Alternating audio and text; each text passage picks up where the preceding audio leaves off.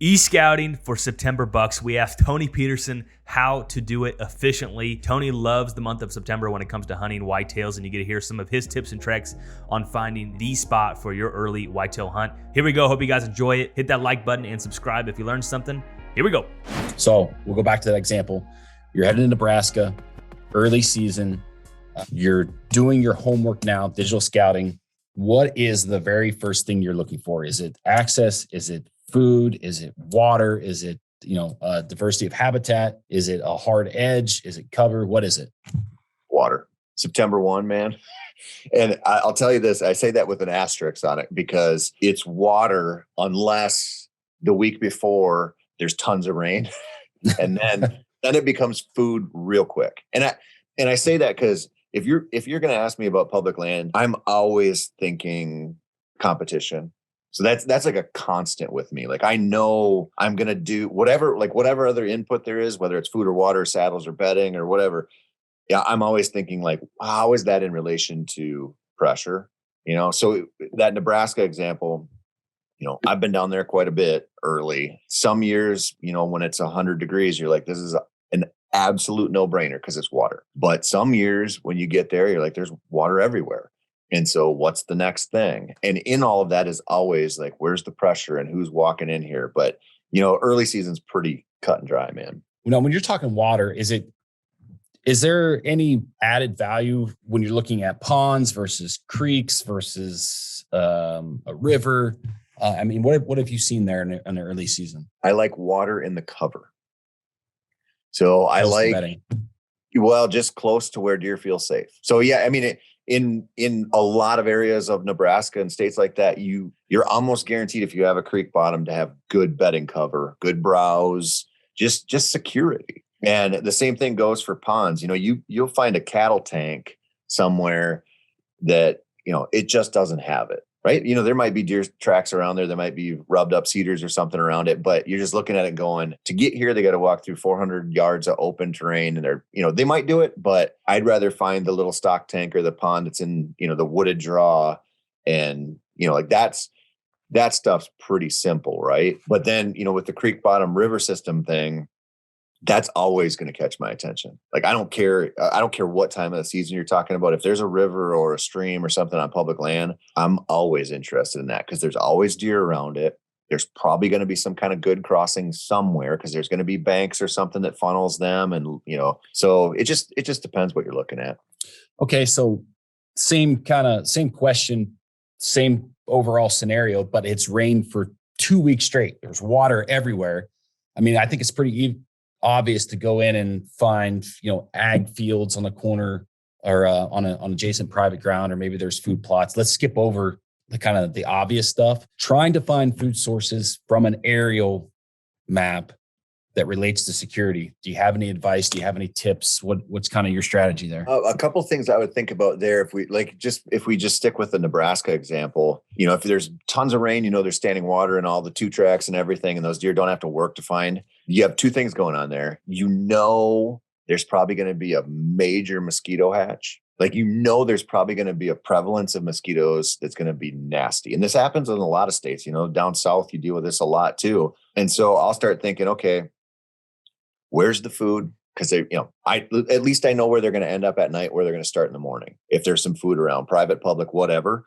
But where I start looking now, like where can they bed or feed where they can catch some wind and get away from those bugs a little bit? Because that's going to be a factor. And it, like when you walk into the woods in the right situation and the mosquitoes have just hatched out and there's a billion of them on you, they're reacting to that too. And so sometimes you'll find them bedded in the middle of a soybean field or something, or up on a hill where you're like, why?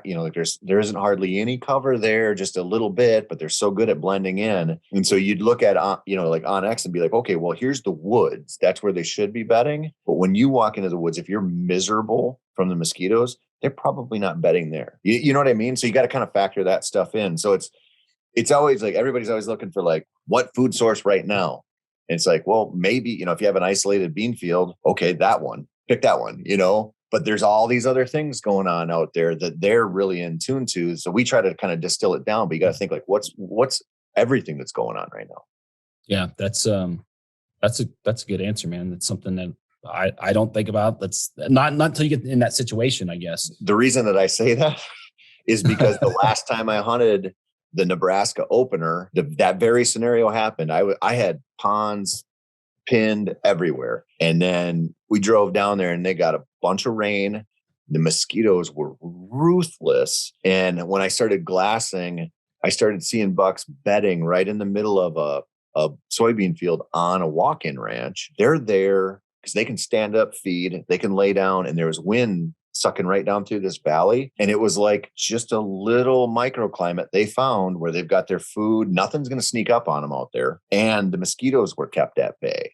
And it was just like we killed 2 velvet bucks in there and got out. It was amazing. But it just taught me like that kind of stuff really factors into your hunt if you're aware of it. Before we go on to the next question, that just sparked a kind of a thought in my mind. Do you think as whitetail hunters, we put too much effort into digital scouting, and in those scenarios, do you think you're better off just sometimes just showing up, seeing what you have for playing cards and play the hand that's dealt? I think if you have that mentality, like I think there is an issue of overanalyzing. Like I think you can just overdo it, right?